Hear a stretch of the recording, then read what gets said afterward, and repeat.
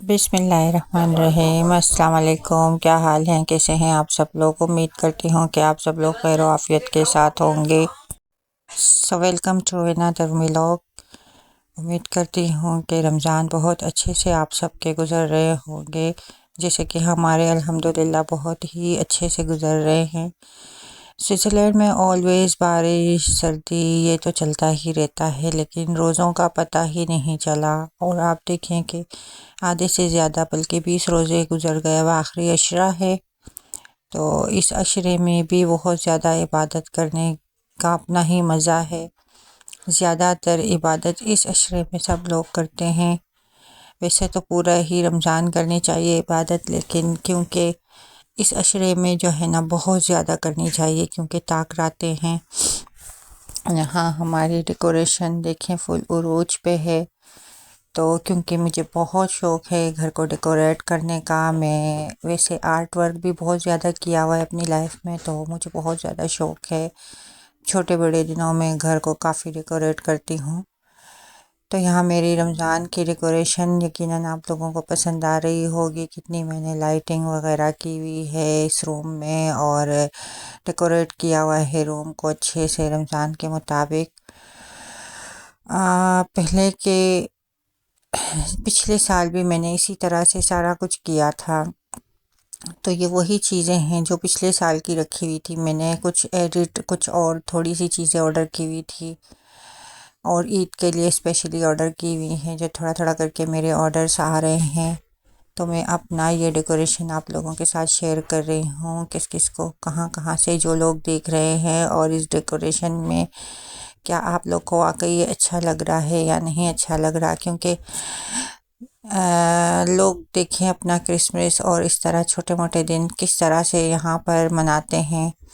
हम मुसलमान हैं, हमें भी अपने दिन अच्छे से अच्छे इसी तरह से खुशियों के साथ मनाने चाहिए। ये हमारे दिन हैं, इनको हम भी बता सकते हैं कि ये हमारे दिन हैं और हम इस तरह से मनाते हैं इनको। अल्हम्दुलिल्लाह हम मुसलमान हैं, और अल्लाह पाक हमको मुसलमान ही रखे, ईमान पे ही हमारी मौत हो और कलमा शहादत नसीब हो। ये सब मुसलमानों की पहली और आखिरी ख्वाहिश होती है, यकीनन हमारी भी है। तो हमारी छोटी छोटी सी खुशियाँ हैं, इसे हम इस तरह से परदेश में सेलिब्रेट करते हैं। तो मुझे ये चीज़ें काफ़ी मिल गई थी, ऑर्डर मैंने कर ली थी। तो फिर मैंने अभी इसकी डेकोरेशन की है, और रमज़ान की है ये, तो फिर ईद के इंशाल्लाह दोबारा कुछ और हमने सोच के रखा था वो ही करेंगे। और आप लोग में से कौन कौन घर को डेकोरेट इस तरह करता है, या और भी किसी तरह से भी करता है, और छोटी बड़ी चीज़ें इस तरह से सजाते हैं। क्योंकि मैंने तो पिछले रमज़ान में भी काफ़ी घर डेकोरेट किया था, उससे पिछले रमज़ान में भी काफ़ी घर डेकोरेट किया था। यहाँ मैं अपने हस्बैंड के साथ इस्लामिक सेंटर जा रही थी, ये नमाज़ पढ़ने जा रहे थे ज़ोहर की। मस्जिद में ही इस्लामिक सेंटर होता है, जैसा कि आप लोगों को पता है। तो मुझे कह रहे थे कि आपको चलना है, मैंने कहा ओके चलते हैं। फिर ज़ोहर में हम दोनों निकल गए, ये खूबसूरत रास्तों से होते होते हम मस्जिद जा रहे हैं। और मैं आगे मस्जिद का भी आप लोगों को बताऊंगी कि मस्जिद कहाँ है, किस तरह से किस रास्तों से होते हुए मस्जिद तक हमें पहुंचना होता है।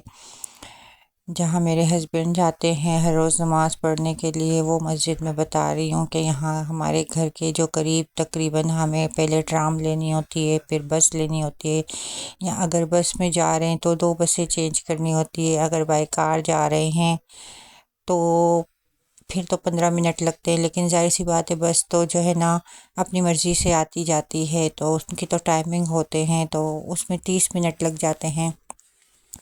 ये मैं मस्जिद में पहुंच गई हूँ, इस्लामिक सेंटर में ज़ोहर की नमाज़ अदा की है, और अब मैं कुरान पाक यहाँ से लूँगी और कुछ थोड़ी सी तालीम, मतलब यहाँ पर जो टीचर्स हैं वो बैठे हैं, बच्चों को मतलब पढ़ा रहे हैं। कोई एरिटेरियन जो है ना वुमेन थी, वो बहुत यानी कि कोशिश कर रही थी पढ़ने की। उसके पास एक कुरान पाक का जो नूरानी कायदा उस टाइप का कायदा था, अरब कायदा था, तो वो आप यकीन करें उस वक्त टीचर्स नहीं थी, मैं उसे देख रही थी, वो इतनी लगन से उसे पढ़ने की कोशिश कर रही थी।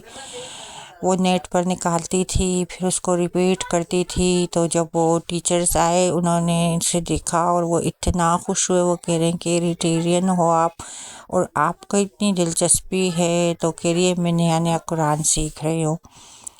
तो वो लोग इतना फिर इंटरेस्ट लेते हैं ना, ज़ाहिर सी बात है कि जब कोई नया नया कुरान पाक सीखे। फिर मैंने भी टीचर्स को अपना कुरान पाक सुनाया। मैंने कहा देखें कि वो लोग क्योंकि अरब लोग होते हैं, उनके आवाज़, उनका तलफ़ुज़ बहुत बहुत अच्छा होता है, हलक से आवाज़ निकालते हैं जो हमसे नहीं निकल पाता।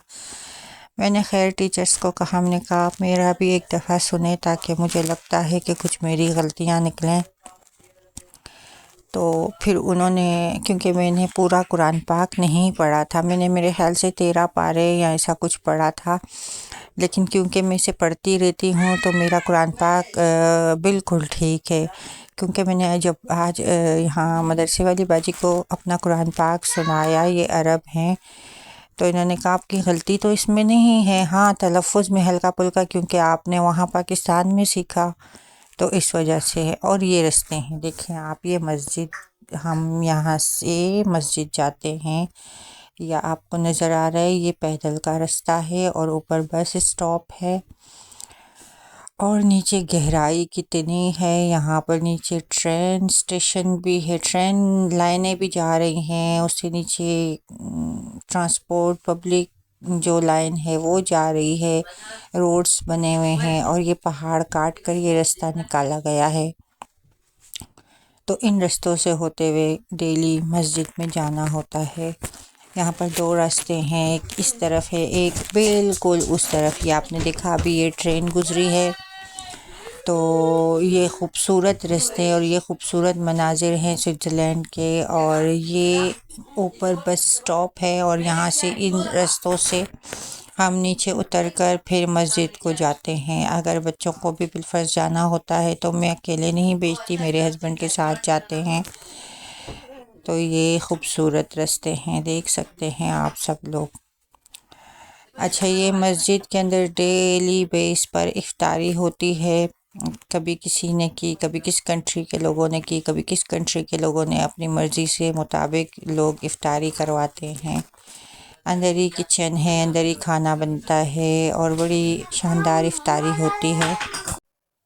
तो पहले तो मैं एक दो दफ़ा गई हूँ अपने यहाँ पर इस मस्जिद में, लेकिन क्योंकि दूर पड़ता है और यहाँ पर स्विट्ज़रलैंड में लोग सभी चले जाते वीकेंड पे मस्जिद में। अच्छा, यहाँ पर लेडीज़ के लिए अलग जगह है और जेंट्स के लिए अलग। ये आपने देखा भी बिल्कुल ऊपर चढ़ गए हैं और यहाँ से बस स्टॉप होता है यहाँ पर। और मस्जिद मैं आपको बताती हूँ कहाँ है। ये बस स्टॉप है और मस्जिद ये सामने जो नीचे ब्लू और वाइट कलर का जो है ये है। इसके सबसे नीचे वाला जो फ्लोर है वो मस्जिद है। और ऊपर से आप देखें कितनी गहराई है, नीचे नीचे नीचे नीचे तक रोड्स बने हुए हैं। ट्रांसपोर्ट पब्लिक, कारों के लिए अलग। यहाँ नीचे टनल है। ये एक्चुअली इस मस्जिद को कहते हैं टनल वाली मस्जिद, यानी कि टनल है ना नीचे। फिर ट्रेन की दो पटरियाँ जा रही है। अच्छा, इस साइड से भी बस जाती है तो आप यहाँ से बस लेके मस्जिद की तरफ जा सकते हैं। और ये सारा कुछ क्रॉस करके वो उस तरफ से भी आपको रास्ता मिलता है कि बस उस तरफ से भी जाती है। और एक कुछ पुल सा बना हुआ है, ब्रिज बना हुआ है। उस यहाँ से जैसे रास्ता काटा हुआ है पहाड़ से, तो वहाँ से एक ब्रिज बना हुआ है, वो ब्रिज को लेकर उतरना होता है नीचे। फिर मस्जिद को पहुँचते दो तरफ से रास्ते निकल रहे हैं। लेकिन आप देख सकते हैं हम कितनी ऊंचाई पे है और मस्जिद बहुत नीचे जाकर है, बिल्कुल नीचे उतर कर है। लेकिन ये रास्ता बना हुआ है, अल्हम्दुलिल्लाह। कोई बात नहीं है इस बात पे कि आप जितने कदम भी मस्जिद जाने के लिए उठाएंगे आपको इतना ही ज़्यादा सवाब मिलेगा। तो यहाँ हम घर पर फिर वापस आ गए। बच्चों के ये सब कुछ तो चलता ही रहता है कि इनको अभी ईद है, ये अपनी मर्ज़ी की चीज़ें वीज़ें ऑर्डर करते रहते हैं। तो मेरी बेटी ने कुछ चीज़ ऑर्डर की हुई थी, तो इसके भी शायद वो पार्सल आया हुआ था, तो साथ में नीचे बॉक्स में आकर रखा हुआ था, तो मैं ऊपर ले आई।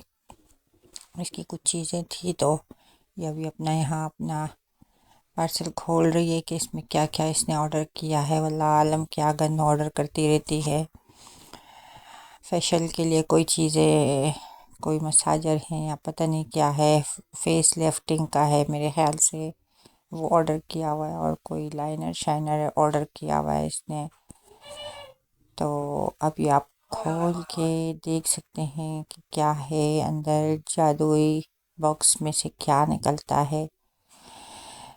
बस यही है बच्चों की छोटी छोटी खुशियाँ। यहाँ से तो वैसे हम बहुत कम चीज़ें, बल्कि पूरे स्विस में ही कोई यहाँ से चीज़ें नहीं ख़रीदते। जिनको भी ख़रीदना होता है, जो भी कुछ ख़रीदना होता है, तो वो जाते हैं अपने कंट्रियों से ख़रीद कर ले आते हैं, या किसी और कंट्री से, या बराबर में फ्रांस हो गया, जर्मन हो गया, इटालियन, जो जिसका बॉर्डर जहाँ लग रहा होता है वो वहाँ से जाकर सारी शॉपिंग ग्रोसरी वगैरह करके आते हैं, क्योंकि स्विट्ज़रलैंड इंतहाई महंगा मुल्क है।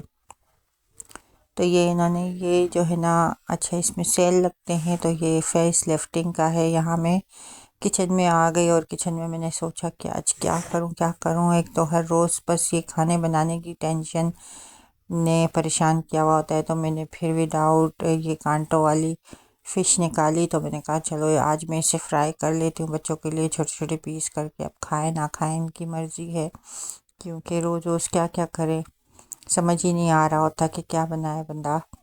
तो साथ में मैंने आज फ़िश कर लिए हैं, और मसाला वगैरह कोटिंग कर रही हूँ। साथ में मैं थोड़ा सा इस तरह करती हूँ, ड्राई जो खुश्का होता है उसके साथ या कॉर्नफ्लोर के साथ कर लेती हूँ, तो फिर इसका जो मसाला होता है वो नहीं गिरता।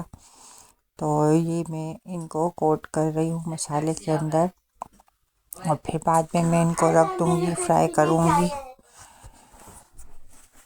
यहाँ मेरे बच्चों को ये आलू के जो गोल गोल चिप्स टाइप के कतले होते हैं, तो ये बहुत पसंद है। तो चलो मैंने कहा ये भी फ्रायर में मैं डाल कर तो जल्दी जल्दी इसको भी फ्राई कर लूँगी, ताकि जो है ना वक्त कम और मुकाबला सख्त वाला हिसाब किताब हुआ है। क्योंकि बस आप जाएं तो घर के काम, तो ये तो वो, ये सब में बहुत टाइम निकल जाता है, क्योंकि साथ ही हमें स्कूलों वगैरह में भी जाना होता है। तो ये मेरे बच्चों को आलू के ये गोल गोल कतले जो बेसन में डिप करके बनाते हैं वो इनको अच्छे लगते हैं। साथ थोड़े से मैंने पकौड़े कर लिए थे, समोसे कर लिए थे, और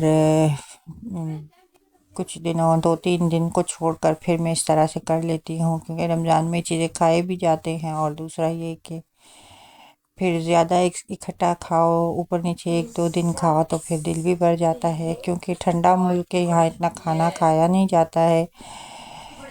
तो बस, तो यहाँ हमारी फिर इफ्तारी रेडी हो गई थी। यहाँ मैंने थोड़ी चने की चाट भी साथ में बना ली थी विद दही बड़े, और फ्रूट थोड़े से कटिंग कर लिए थे, साथ में खजूरें रख ली, और बस यही अपना समोसे पकोड़े और ये आलू के चिप्स और ये वगैरह फ़िश वगैरह सब कुछ इकट्ठा रख लिए थे। तो इफ्तारी का तो हो गया हमारा।